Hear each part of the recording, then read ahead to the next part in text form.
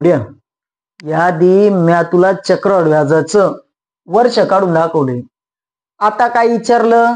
आता उलट विचारले. काय रे, वर्ष दिलंय आणि पट विचारली. मग काय करायचं? मग झापूक झुपूक चालत नाही भाऊ. तेच करायचं पहिले सारखं. आपल्याला जमत नाही ते. हे दुसरं आणि ते दुसरं असं नाही करायचं.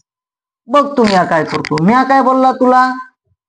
तू इथं वर्ष मान, त्याच्यानंतर इथं पट मांडून टाक ना. मग मी दरवेळेस सांगतो तसं काय कर.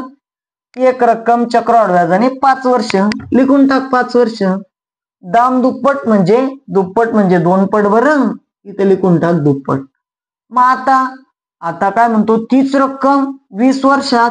मग इथं वर्षाच्या खाली लिख. पण आता हाय का नाही वर्ष, तर वर्षाच्या खाली लिख. पट विचारली तर एक्स लिखून टाक.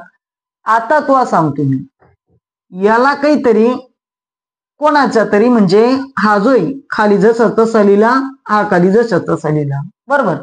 आपण काय करू आता, हा जो दिलाय ना याचा काय करू आपण, हा जो 20 आहे 5 आणि 20 बनवायचा आहे. पण मग तू आता तसं समजणार नाही. तू काय कर, तू 20 भागीला 5 करून टाक. 5 1 5, 5 चोक 20 म्हणजे 4 ने गुणलं होतं तेव्हा 20 आला होता. मग आता काय कर, तू हा 4 आहे ना इथून आणायचं आणि इथं आणायचं. मग आता याला इथं ठेव. मग 2चा चौथा म्हणजे काय सर? 2चा चौथा कसा?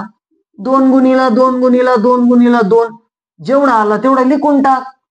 2 दुने 4, 4 दुने 8, 8 दुने 16 म्हणजे आलं किती? 16 पट. हाय की नाही सोपं? आलं का नाही? मग रब्दीशी 16 पट उत्तर. कुठं? हे तुझं पट, हे तुझं 16 पट.